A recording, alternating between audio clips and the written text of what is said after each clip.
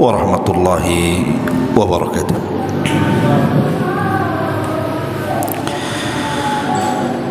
Alhamdulillah wassalatu wassalamu ala Rasulillah wa ala alihi wa sahbihi wa mawalah wa la hawla wa la quwwata illa billahi wa ba'd. Alhamdulillah, segala puja dan pujiannya milik Allah subhanahu wa ta'ala. Salawat dan juga salam tahdiahkan kepada Rasul kita Nabi besar Muhammad sallallahu alaihi wa ala alihi wasallam.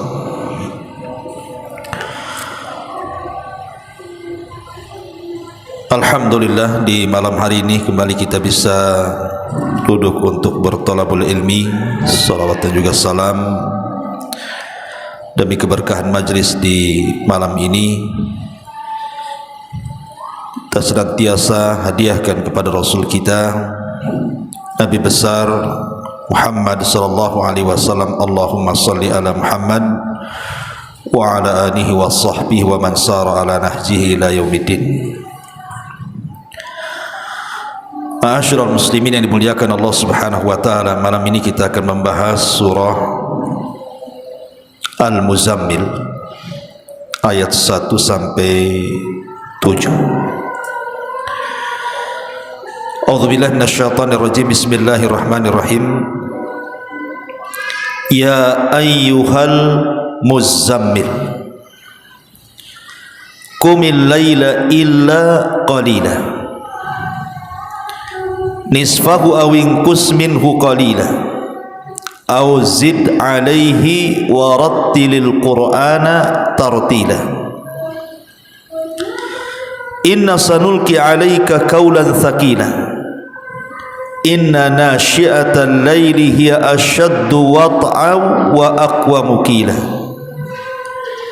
inna laka fin nahari sabhan tawila wadhkur isma rabbika wa tabattal ilaihi tabtila. Wahai orang yang berselimut, maksudnya Nabi sallallahu alaihi wasallam, bangunlah pada malam hari kecuali sebagian kecil, yaitu separuhnya atau kurang dari itu, sedikit atau lebih dari seperdua itu, dan bacalah Al-Quran itu dengan perlahan-lahan. Sesungguhnya kami akan menurunkan kepadamu perkataan yang sangat berat. Sesungguhnya bangun di malam hari itu lebih kuat mengisi jiwa, dan bacaan di waktu itu lebih berkesan kepada hati. Sungguh bagimu pada siang hari amat sibuk dengan urusan-urusan yang panjang, dan sebutlah nama Tuhanmu dan beribadahlah kepadanya dengan sepenuh hati. Ma'asyiral muslimin yang dimuliakan Allah subhanahu wa ta'ala, surah Muzammil ini ada yang mengatakan bahwa dia adalah surat yang diturunkan termasuk daripada surat awal-awal, karena surat yang pertama itu turun surah apa? Surah Al-Alaq ayat 1 sampai 5. Kemudian surat yang kedua turun surah Al-Mudaththir 1 sampai 5. Kemudian setelah surah Al-Mudaththir turun surah Nun wal qalami wa ma yasturun. Baru kemudian surat yang keempat yang turun inilah surah Al-Muzammil. Jadi surah Al-Muzammil ini surat keempat, karena setelah Al-Muzammil kemudian suratul Lahab, dan yang keenamnya baru turun surah Al-Fatihah. Baru kemudian surat-surat setelahnya sampai 30 juz. Dari sini kita tahu bahwa surah Muzammil ini surah awal-awal, karena dia di nomor urut keempat setelah Al-Alaq, Al-Mudaththir, surah Nun, kemudian Muzammil. Itu dari segi turunnya. Ma'asyiral muslimin yang dimuliakan Allah Subhanahu wa taala, surah Muzammil ini adalah teguran kepada Nabi sallallahu alaihi wasallam supaya Nabi sallallahu alaihi wasallam menghidupkan malam-malamnya dengan beribadah kepada Allah Azza wa Jalla. Karena Nabi ini akan menjadi seorang dai, seorang penyeru kebenaran kepada manusia, dan kekuatan seorang dai itu ada di malam hari. Kenapa demikian? Karena hidayah manusia itu ditentukan oleh Allah Subhanahu wa taala. Tentu dengan doa-doa kita supaya mereka menerima kebenaran. Dan doa yang paling mudah dipanjatkan dan diterima Allah Subhanahu wa taala adalah doa di sepertiga malam akhir. Kenapa demikian? Karena Allah turun di sepertiga malam akhir itu. Sebagaimana hadis yang ma'ruf, yanzilu rabbuna ila sama'id dunya fi kulli thuluthil lailil akhir wa dhalika kulla lailatin. Jadi Allah itu turun pada sepertiga malam akhir, dan itu setiap malam. Kemudian Allah Subhanahu wa taala akan mengatakan kepada hamba-hambanya, man yad'uni fa astajibalah, wa man yas'aluni fa u'tiyah, wa man yastaghfiruni fa aghfiralah. Siapa yang berdoa, ku kabulkan. Siapa yang minta, ku beri permintaannya. Siapa yang minta ampun, ku ampuni dosa-dosanya. Setiap malam Allah menawarkan 3 perkara ini. Makanya kenapa Nabi SAW diperintah Allah untuk mendekatkan diri di malam hari? Karena itulah modal seorang dai, modal seorang talabatul ilmi.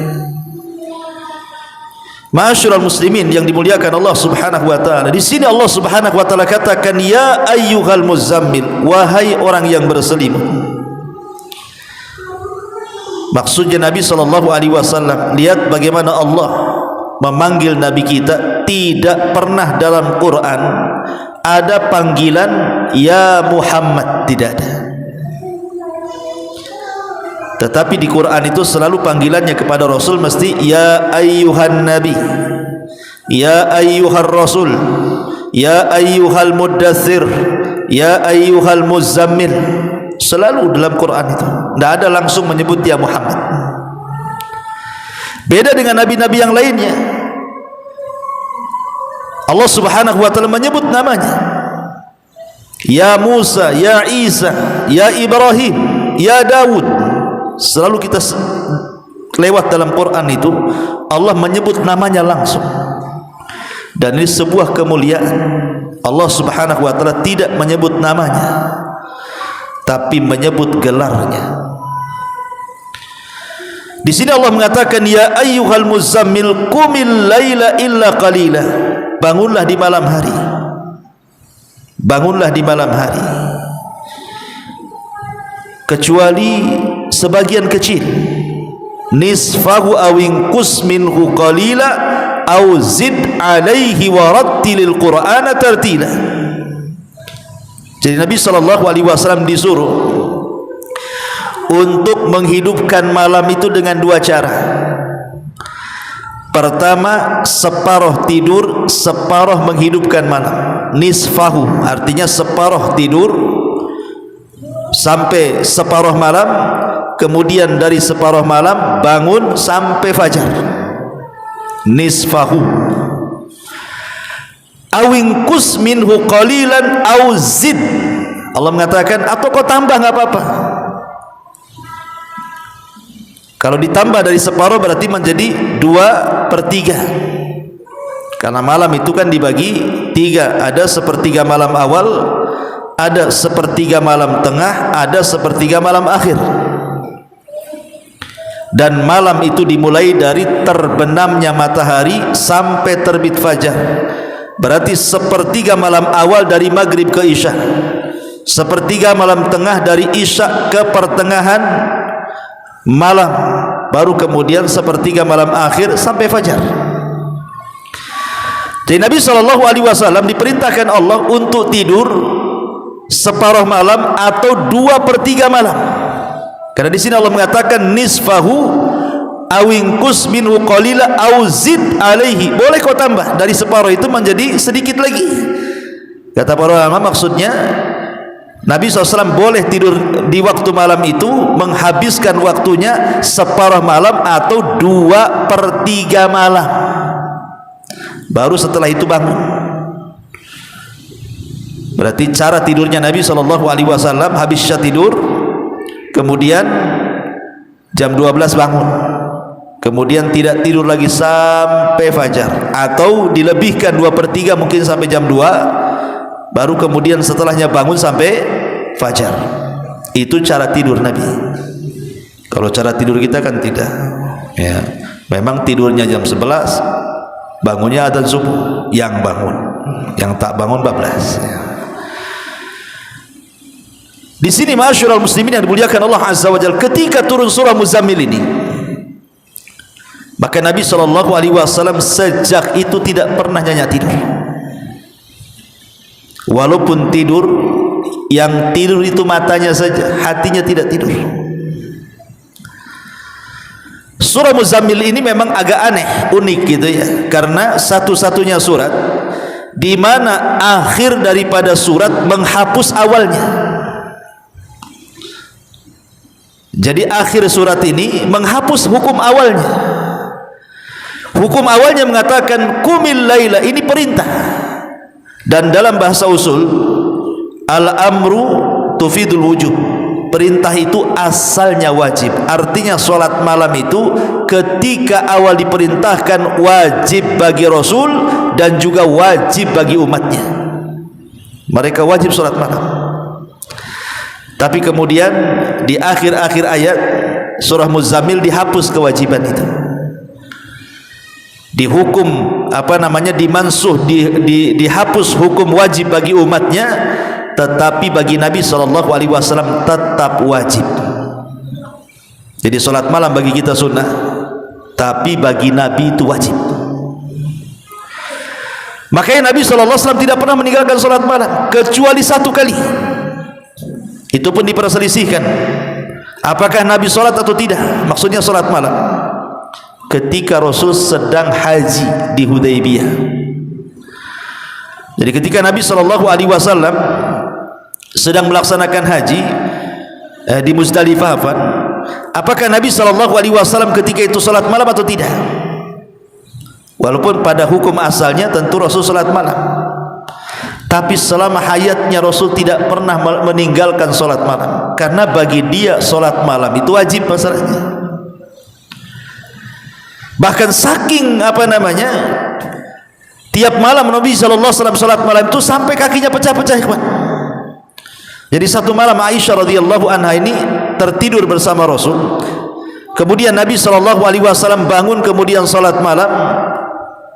Tiba-tiba Aisyah radhiyallahu anha terbangun, kemudian meraba-raba, terabalah kaki Nabi SAW yang sedang sholat itu. Rupanya kakinya pecah-pecah. Esok harinya Aisyah radhiyallahu anha mengatakan, ya Rasulullah, kenapa kau tidak mencukupkan yang jelas-jelas wajib saja? Bukankah engkau ini sudah diampuni dosamu yang telah, yang sedang, dan yang akan datang? Tapi Nabi SAW mengatakan, ya Aisyah, afala akunu abdan syakura, salahkah saya menjadi hamba Allah yang bersyukur? Makanya Rasul sampai meninggal tidak pernah meninggalkan qiyamul lail. Ma'asyiral muslimin yang dimuliakan Allah Subhanahu wa taala, tadi saya sudah katakan bahwa malam itu dimulai kapan? Terbenam matahari, diakhiri dengan terbitnya fajar. Itulah disebut dengan malam. Karena kalau sudah terbit fajar itu sudah masuk pagi. Artinya di sini bahwa perintah qiyamul lail itu sudah dilakukan ketika terbenam matahari sampai terbit fajar.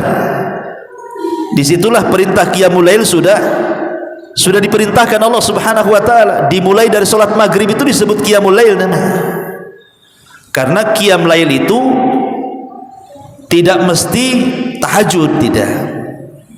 Qiyam lail itu tidak mesti tahajud. Berdoa, antum berdoa nih di malam hari, itu termasuk qiyamul lail. Kemudian membaca istighfar, itu termasuk qiyamul lail. Kemudian membaca Al-Quran, itu termasuk qiyamul lail. Kemudian berzikir, itu termasuk qiyamul lail. Kemudian berwudu, itu termasuk qiyamul lail. Termasuk juga solat, termasuk qiyam al-lail. Jadi qiyam lail itu umum. Beda kalau kita katakan tahajud, berarti dia khusus, berarti solat malam. Tapi kalau disebut dengan qiyamul lail, menghidupkan malam itu tidak mesti dengan solat.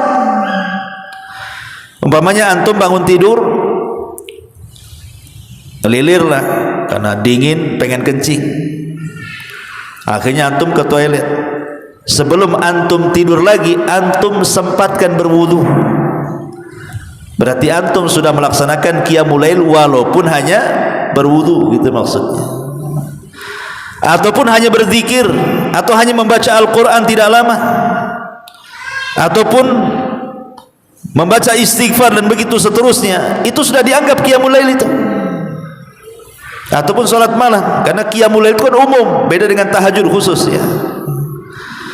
Makanya orang yang kemudian melaksanakan salat isya berjamaah, kemudian juga ditutup dengan salat subuh berjamaah, seolah-olah antum menegakkan qiyamul lail dari awal sampai akhir. Perhatikan hadis Nabi.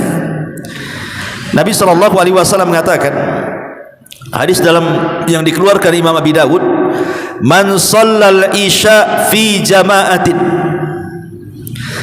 kana ka qiyami nisfi lailin, wa man shallal isya wal fajra fi jama'atin kana ka qiyamil laili kulli. Barang siapa yang salat isya berjamaah, seolah-olah dia menghidupkan separuh malam. Tapi barang siapa yang solat isya berjamaah plus dengan subuh berjamaah, maka seolah-olah anda menghidupkan malam itu dengan qiyamul lail. Kenapa? Karena solat isya berjamaah separuh malam kita dapat, solat subuh berjamaah separuh malam. Jadi kalau digabungkan jadi satu malam suntuk, seolah-olah kita ini tidak tidur beribadah tuh.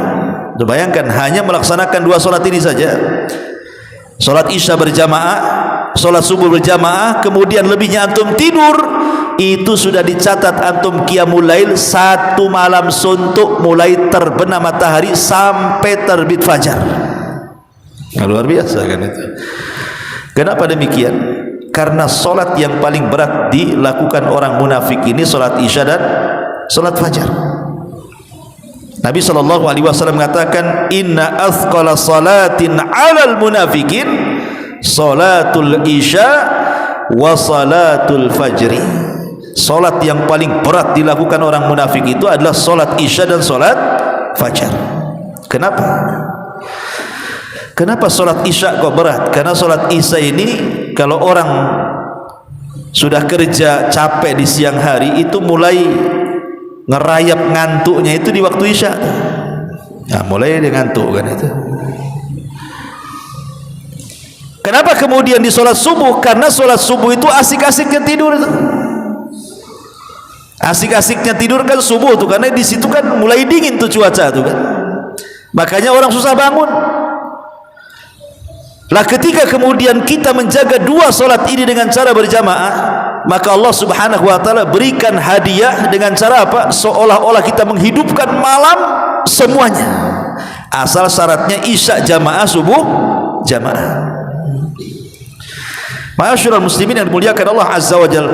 Tapi walaupun demikian, sepakat para ulama bahwa di antara pembagian malam, sepertiga malam awal, sepertiga malam tengah, sepertiga malam akhir, yang paling afdol secara konsensus para ulama, ijma para ulama, adalah di sepertiga malam akhir. Itu waktu yang paling afdol untuk beribadah. Ya sekitar jam 2 lah kan itu ya, sampai subuh gitu ya. Itu sepertiga malam akhir. Kenapa demikian? Lihat Nabi SAW ketika memerintahkan kita untuk salat witir. Apa kata Rasul? Ij'alu akhira salatikum bil laili witra. Kata Nabi SAW, jadikan akhir salat malam kalian dengan witir. Bahkan dalam sebuah hadis Nabi SAW mengatakan, man khafa alla yakuma min akhiril laili falyutir awwalahu, wa man tama'a an yakuma akhirahu falyutir akhiral laili, fa inna salata akhiril laili mashhudatun wa dzalika afdal. Kata Nabi SAW, barang siapa yang takut tidak bangun di malam hari, maka boleh solat witir selepas isya. Tapi kalau dia bisa yakin tuh bisa bangun di sepertiga malam akhir, maka lakukanlah witir di sepertiga malam akhir. Kenapa? Karena waktu itu kata Rasul, masyhudah, disaksikan oleh para malaikat. Dan ingat bahwa seafdol-afdolnya solat setelah solat wajib itu adalah solat yang dilakukan di malam hari. Dan solat yang dilakukan di malam hari yang paling afdol, tahajud dengan witir, itu adalah witir. Itu yang paling afdol dari semua solat sunnah. Solat witir itu solat yang paling afdol setelah solat wajib. Dan solat witir itu solat yang paling singkat dibandingkan semua solat sunnah. Walaupun demikian tetap yang paling afdol tuh. Kenapa? Karena witir itu bisa dilakukan 1 rakaat. Dan antum bisa memilih surat yang paling pendek. Inna a'tayna, selesai. 1 rakaat saja. Habis isya mamanya kan, pulang ke rumah karena takut nanti enggak bangun tengah malam atau enggak bangun sepertiga malam, ya sudahlah, salat 1 rakaat. Kita sudah melaksanakan solat yang paling afdol setelah solat wajib itu. Solat witir juga kan, singkat, padat, tapi paling afdol. Tapi walaupun demikian, jarang orang melakukan witir kecuali Ramadan. Karena habis tarawih witir kan itu ya. Ramadan aja orang tuh witir. Kok di Ramadan mana mau orang solat witir? Kecuali orang-orang yang dirahmati Allah Subhanahu wa taala saja. Ma'asyiral muslimin yang dimuliakan Allah Subhanahu wa taala. Bahkan solat malam ini, ikhwan, disebutkan dalam hadis Nabi SAW mengatakan dia adalah da'bus salihin, kebiasaan orang-orang soleh, bahkan para nabi. Solat malam yang paling dikenal adalah solat malamnya Nabi siapa? Nabi Daud. Nabi Daud itu punya solat khusus, punya puasa khusus. Kalau puasanya disebut puasa Daud, kalau solat malamnya disebut solat malam Daud. Nabi SAW mengatakan dari hadis Abdullah ibn Amr ibn As radhiyallahu an, Rasul bersabda, ahabbus salati ilallah salatu Dawud. Salat yang paling dicintai Allah adalah salatnya Nabi Dawud. Wa ahabbus siyam ilallah siyamu Dawud. Begitu juga puasa yang paling dicintai Allah adalah puasa Dawud. Bagaimana dia salat malamnya? Kana yanamu nisfal laili wa yaqumu thuluthahu wa yanamu sudusahu wa yasumu yauman wa yuftiru yauman. Beliau tidur setengah malam, kemudian bangun qiyam lail sepertiga malam, dan tidur lagi 1/6 malam, kemudian beliau berpuasa selang-seling, 1 hari puasa 1 hari tidak. Dari sini kita tahu bahwa solat malam itu kebiasaan para nabi, termasuk Nabi Daud di sini, dan juga kebiasaan orang-orang soleh. Solat malam itu kebiasaan orang-orang soleh. Ma'asyiral muslimin yang dimuliakan Allah Azza wa Jalla. Tetapi sekali lagi, bahwa menghidupkan malam tidak mesti harus dengan solat. Kadang ada orang kan waktunya iqbal, ada waktunya idbar. Hati itu kadang-kadang semangat, kadang-kadang futur kan gitu. Kalau lagi semangat mungkin solatlah kita. Tapi kalau tidak semangat solat, qiyam lail itu tidak mesti solat. Antum bisa baca Quran, itu disebut qiyamul lail. Atau semata-mata antum berwudu, itu sudah qiyamul lail tuh. Atau antum berzikirlah habis bangun tidur, itu antum berzikir, membaca doa habis tidur umpamanya, alhamdulillahilladzi ba'da ma amatana wa ilaihi alhamdulillahilladzi ahyana ba'da ma amatana wa ilaihi nusyur. Kemudian antum bertasbih, bertakbir, bertahlil, subhanallah, alhamdulillah, begitu seterusnya. Antum sudah dianggap qiyamul lail. Perhatikan satu hadis yang sering saya sampaikan. Nabi mengatakan, yaqidu syaitan ala qafiyati ra'si ahadikum idza huwa nam salasa uqadin. Jadi setan itu akan datang kepada kita setiap kita hendak tidur, kemudian dia akan membawa tali, kemudian mengikat tengkuk kita 3 ikatan. Dan itu setiap malam ada setan itu yang bawa tali itu. Nah, cuman kan gak nampak aja setan bawa tali itu. Oh, nampak ya, kita kejarlah, ambil talinya. Jadi setan itu bawa tali untuk apa? Untuk mengikat tengkuk kita. Dan saya katakan ikhwan, setan itu tidak bisa menguasai ubun-ubun kita. Sering saya katakan, kalau orang barat membagi otak itu, mereka ada istilah otak kanan, otak kiri. Itu kalau barat membagi otak. Tapi kalau kita konsep Quran, otak itu dibelah menjadi 2. Ada otak depan yang disebut dengan nasiyah ubun-ubun, ada otak belakang yang disebut tengkuk. Tapi ada juga yang ngomong tak ada otak kau katanya. Padahal semua orang ada otak. Ada orang ngomong gitu tuh, tak ada otak katanya. Semua manusia ada otaknya. Jadi otak itu ada depan, ada belakang. Itu konsep Quran tuh. Lah, setan itu tidak bisa menguasai otak depan. Namanya nasiyah, karena Allah mengatakan nasiyatin biyadi, ubun-ubun manusia itu ada di tanganku. Maka lihat ketika setan bersumpah di hadapan Allah untuk menggoda Bani Adam, saya akan goda mereka dari arah kanan, dari arah kiri, dari depan, dari belakang. Tapi dia tidak mengatakan dari atas. Kenapa? Karena ubun-ubun tidak bisa dikuasai setan. Setan itu hanya bisa menguasai tengkuk kita dari belakang. Dia nggak gentle, dia main belakang dia mengikat belakang aja, dia diikat tuh. Berapa ikatan kata Rasul? Salasu uqadin, 3 ikatan. Kullu uqdatin makana alaika lailun tawilun. Setiap setan itu mengikat tengkuk kita 1 ikatan tuh, maka setan akan memantra-mantrai itu dengan mengatakan lailun tawilun farqud, malam masih panjang, tidur. Nah, itulah mantranya setan tuh. Kemudian diikat lagi, ngomong gitu lagi, maka naha alaika lailun tawilun, tetaplah kau tidur, nyenyak-nyenyakkanlah, nyaman-nyamankanlah, malam masih panjang. Itu mantra keduanya. Diikat lagi yang ketiga, sama juga mantranya kayak gitu tuh. Tidur, tidur, itu mantranya tuh. Mantranya setan. Pada ada subuh masih di mantra-mantra aja. Tidur, tidur, oh iya masih malam. Gimana nggak malam? Ya, gorden hitam, lampu mati kan itu, gelap semua. Alarm sengaja tadi dihidupin pak, dibanting sama dia. Jadi setan itu senantiasa membuat kita tidak bangun tidur. Tetapi kata Nabi SAW, kalau dia terbangun nih, seorang yang beriman, kemudian dia fadzakarallah, pertama dia berzikir kepada Allah, hilang 1 ikatan. Dia langsung bangun, kita berdoa, alhamdulillahilladzi ahyana ba'da ma amatana wa ilaihin nusyur. Zikir itu hilang 1 ikatan.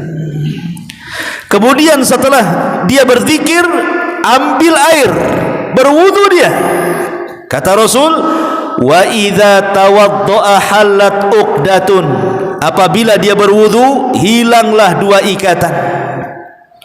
Kemudian habis wudu salat dia, wa in shalla halat uqdatun, apabila dia salat maka 3 ikatan hilang 3-tiganya. Dari sini kata para ulama menunjukkan apa? Di sini ada zikir, ada wudu, ada salat. Jadi qiyam lail itu tidak mesti salat kan itu ya. Pamannya malas ya sudahlah kita banyak baca Quran saja. Karena baca Quran bagian daripada zikir. Atau kalau malas baca Quran, ya zikir sajalah, subhanallah, subhanallah, subhanallah. Atau kalau malas banyak-banyak istighfar ajalah.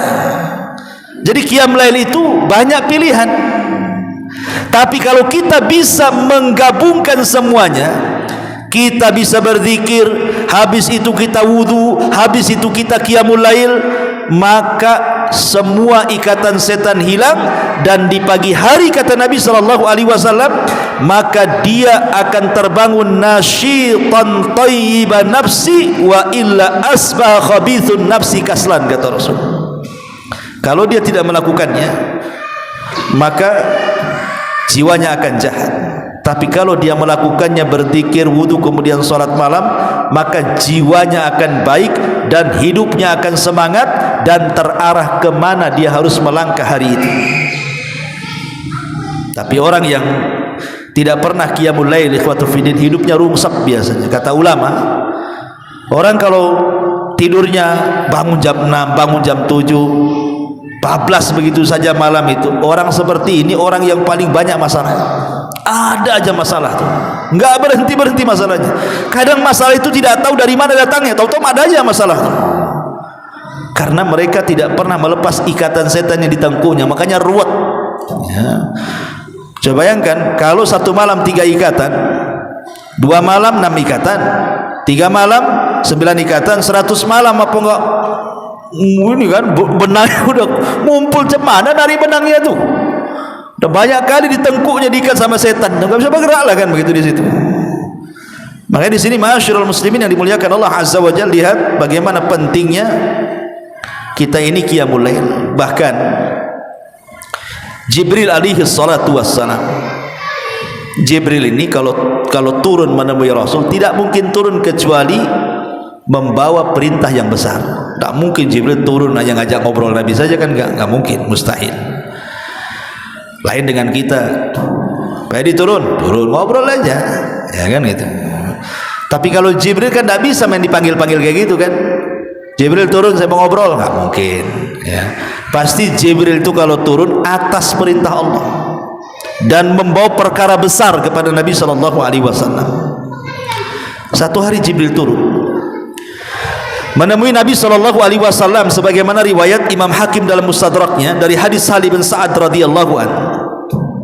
Ja'a Jibril ila Rasulillah SAW, datang Jibril kepada Nabi SAW, faqala, dan dia mengatakan, ya Muhammad, ish ma syi'ta fa innaka mayyitun, wa ahbib man syi'ta fa innaka mufariq, wa'mal ma syi'ta fa innaka majziyun, wa'lam anna syarafal mu'min qiyamuhu bil laili wa izzuhu istighna'uhu anin nas.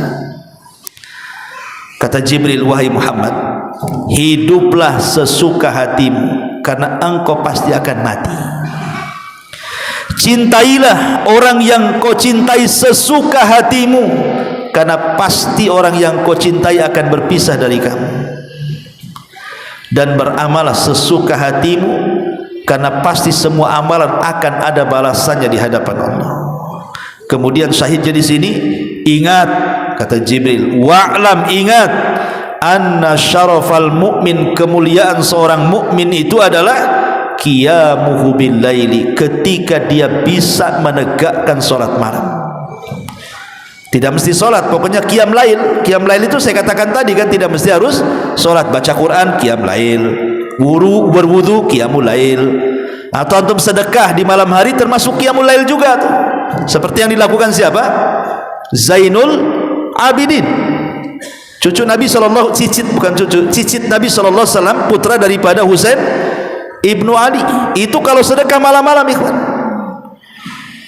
Jadi setiap malam dia bawa gandum, dia cari tuh orang-orang fakir Madinah, setiap malam sebanyak 70 rumah fakir digendong sendiri, diletakkan di rumah fakir, nanti ambil lagi, diletakkan lagi, setiap malam 70 fuqara Madinah diinfakin dia.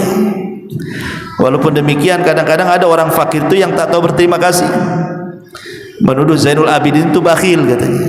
Kenapa? Karena tak tampak sedekah. Kaya tak tampak sedekahnya, dibilang bakhil. Pada setiap malam dia gendong gandum tuh. Tapi orang-orang menganggap dia bakhil. Kalau orang kaya sekarang kan tidak. Kalau bagi sembako aja wajib diviralkan. Ada kamera-kamera CCTV tersembunyi mesti ada tuh. Apalagi sekarang dunia prank, ya, perang ke prank, perang-prank lah, kan itu ya. Kadang ngeprank orang gitu kan. Sok-sok ya sebenarnya kontennya baik, ingin menolong orang. Tapi dia tidak sadar ketika dia memvideokan umpamanya kan. Sedang bersedekah divideokan orangnya. Orang ini tidak tahu sedang divideokan kadang-kadang. Akhirnya tersebar mukanya. Orang yang tidak tahu dia miskin jadi tahu miskin kan itu. Kadang-kadang orang yang seperti ini dipermalukan juga. Konten-konten seperti ini baik, tapi apakah harus terus membuat konten? Dan saya yakin orang seperti ini dipertanyakan keikhlasannya. Kalau hanya untuk konten saja, hanya nyari cuan saja ya, memang tujuannya bukan sedekah kan begitu. Nyari subscriber aja yang paling banyak kan itu. Tapi lihat bagaimana dahulu orang-orang infak itu, Zainul Abidin ketahuan infak itu setelah dia meninggal mana. Jadi dikasih tahu orang yang memandikannya bahwa punggungnya itu rusak karena setiap malam bawa gandum.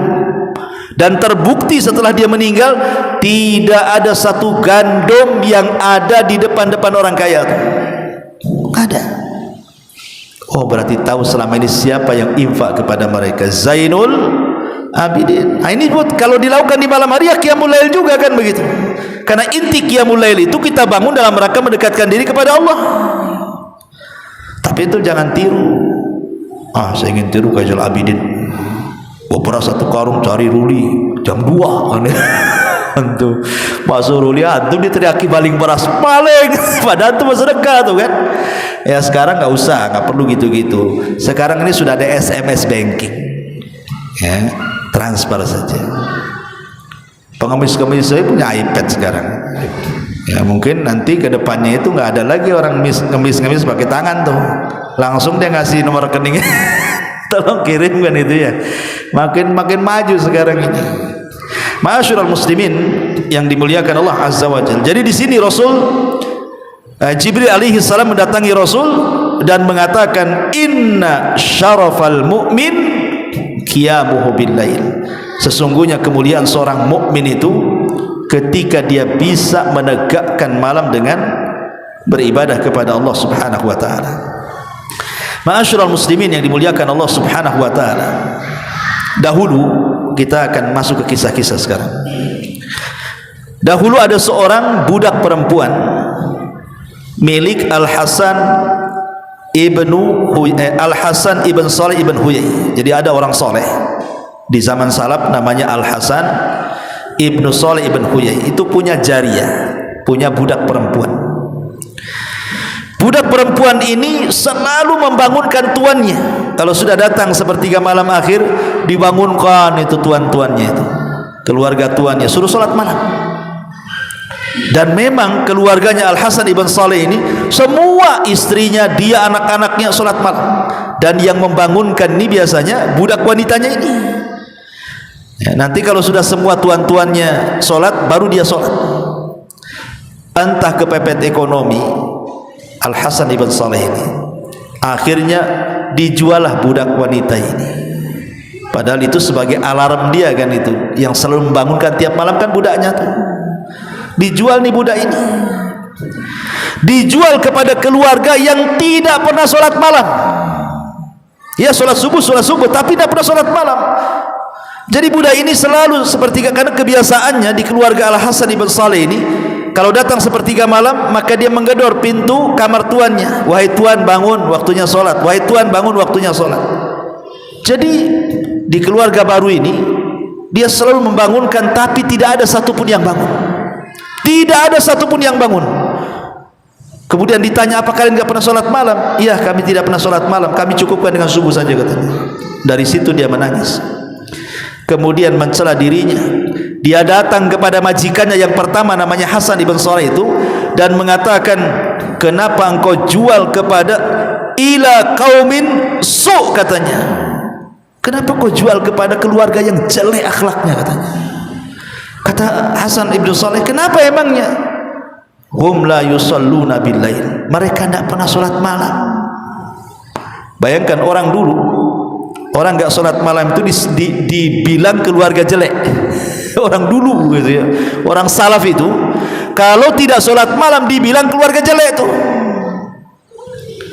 Kalau sekarang kira-kira apa sebutannya? Sekarang masih untung lah sholat subuh tuh, masih dibilang baik tuh, baik orang itu. Kenapa? Masih nampak subuh. Kalau sekarang ini turun derajatnya, yang penting subuh nampak dah baik kan itu. Tapi lihat ulama dulu, subhanallah ya. Ma'asyiral muslimin yang dimuliakan Allah azza wa jalla, Abu Hurairah radhiyallahu an dikisahkan kana yaqumu thulutsal laili wa taqumu imra'atahu thulutsal laili, idza nama hadza qama hadza fayuhyuna al-laila jami'a. Abu Hurairah ini dia bangun duluan, kemudian sholat sepertiga malam. Setelah kemudian dia selesai sholat, dia bangunkan istrinya, kau sekarang gantian sholat, katanya. Nanti setelah kemudian istrinya sholat selesai, maka Abu Hurairah dengan istrinya sholat bareng-bareng. Itulah kebiasaan Abu Hurairah radhiyallahu anhu. Makanya Rasul mengatakan apa? Rahimallahu rajulan, kata Rasul, rahimallahu rajulan, semoga Allah merahmati seseorang, katanya, qama minal laili wa aiqadha ahla, dia bangun tengah malam, kemudian dia bangunkan istrinya. Kalau tidak bangun, dia ambil air diperciki wajahnya, bangun. Wa rahimallahu imra'atan, begitu juga Allah rahmati seorang wanita, qamat minal laili wa aiqadat zaujaha, dia bangun di tengah malam, dia bangunkan suaminya. Kalau tak mau bangun, dia ambil air diperciki di wajahnya, bangun. Lihat, Allah mengatakan apa? Rasul mengatakan apa? Dua-duanya dirahmati Allah. Ini kalau suami istri seperti ini kan asik tuh ya, dua-duanya dirahmati. Ini enggak. Ini kalau antum diperciki air sama istri lagi tidur, wah, mungkin istri merciki satu kobokan, antum pula banjur dia satu ember. Dibalas kan itu. Apa-apaan ini kan itu. Ngantuk dibangunin. Karena kita tidak terbiasa salat malam.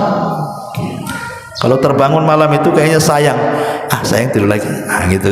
Jadi dalilnya sayang 2 jam lagi tidur lagi kan gitu ya. Mau mepet-mepet subuh aja dibilang sayang. Masyaallah muslimin yang dimuliakan Allah azza wa jalla. Kemudian juga dikatakan oleh Hasan Al-Basri rahimahullah, seorang alim min ulama tabi'in. Jadi dikatakan kepada Hasan Al-Basri itu, ma balu al-mutahajjidina min ahsanin nasi wujuhan. Ya Imam, kenapa ya orang-orang ahli tahajud itu wajahnya kok bersinar, bersih, enggak pernah kusut, kayaknya enggak ada masalah gitu kan? Kenapa ya bercahaya wajah orang-orang yang ahli tahajud itu? Lihat jawaban Hasan Al-Basri. Kata dia, li'annahum khalau birrahman fa'albasahum nuran min nurihi. Karena orang yang tahajud itu mereka sedang berkhalwat, bersendirian dengan Allah, maka Allah pakaikan kepada mereka baju cahaya dari cahayanya. Makanya lihat orang-orang yang suka tahajud itu bersih wajahnya. Ma'asyiral muslimin yang dimuliakan Allah subhanahu wa ta'ala, intinya bahwa sudah isya ya, malam